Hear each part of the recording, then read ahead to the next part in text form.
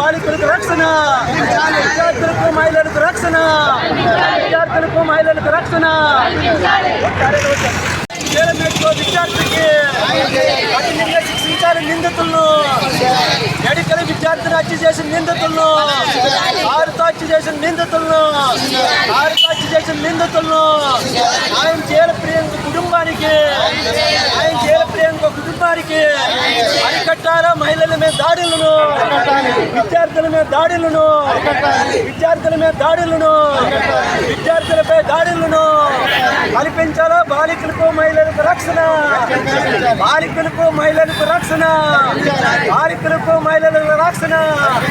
దేశంలో బాలికలకు మహిళలకు రక్షణ, నిందితులను శిక్షించాలి. ముదిరిన మృగాల వేటలో ప్రేమోన్మాదం తిరిగిన మగాలాటలో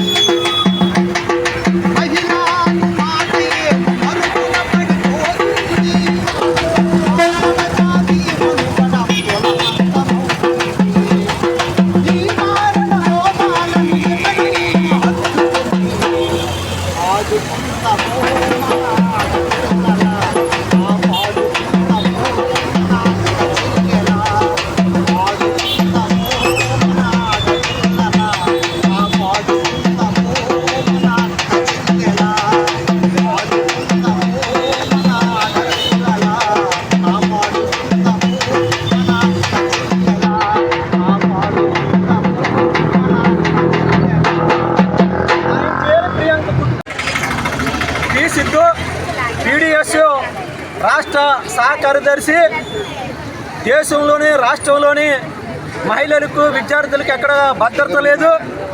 ప్రధానంగా ఆగస్టు 3వ తేదీన రాజమండ్రిలో మెడికల్ కాలేజీ విద్యార్థిని ప్రియాంకని కారుతో గుద్దించిన దుష్వంత్ కానీ ఆండ్రోస్ని కానీ కఠినంగా శిక్షించారా. సభ్య సమాజం సిగ్గుపడే తల వంచుకునే పనిని వాళ్ళు చేశారు. ఎందువల్లంటే ఈ రాష్ట్రంలోని ఈ దేశంలోని ప్రధానంగా మహిళల మీద విద్యార్థుల మీద అత్యాచారాలు మానవభంగాలు పెరిగిపోతున్నాయి. ఈ క్రమంలోనే గంజాయి డ్రగ్స్ వల్ల ఏదైతే విద్యార్థులు చెడు వ్యసనాలు లోనవుతున్నారో అదే క్రమంలో ఈ మధ్యకాలంలో విచ్చలవిడితనం వల్ల గంజాయి డ్రగ్స్ వల్ల మరి సాటి మనుషులను కూడా చూడకుండా అతి దుర్మార్గంగా హత్యలు అత్యాచారాలు చేస్తున్నారు. పీడీఎస్సీగా ఇది మేము తీవ్రంగా ఖండిస్తున్నాం. ఎందువల్లంటే జిఎస్ఎల్లో మెడికల్ కాలేజీ స్టూడెంటు ప్రియాంక ఆవిడేదో డాక్టర్ అయ్యి సమాజాన్ని బాగు చేయాలనే ఉద్దేశంతో ఆవిడ చదువుకుంటుంది. ఆ క్రమంలోనే ఏదైతే ప్రసాదాజీ ఏదైతే థియేటర్ ఉందో అక్కడ కొంతమంది దుండగలు అంటే దుష్వంత్ కానీ ఆండ్రోస్ కానీ ఇద్దరు కూడా కారు మీద వచ్చి అది చూసినా కానీ వాళ్ళందరూ కూడా బలవంతంగా ఢీకొట్టి 2 సార్లు ఢీకొట్టిగా ఆవిడ మీద ఎక్కించాడు. అదేవిధంగా కొన ఊపిరితో ఉండగా ఆవిడని కూడా హాస్పిటల్లో మరి తీసుకెళ్ళగా తర్వాత మొన్న ఆదివారం 9వ తేదీన అమ్మాయి చనిపోయింది, పోరాడి చనిపోయింది. ఆమె కుటుంబానికి సానుభూతి తెలియజేస్తున్నాం. ఏదైతే ఆమె ఆత్మకి శాంతి కలగాలని కోరుతున్నాం.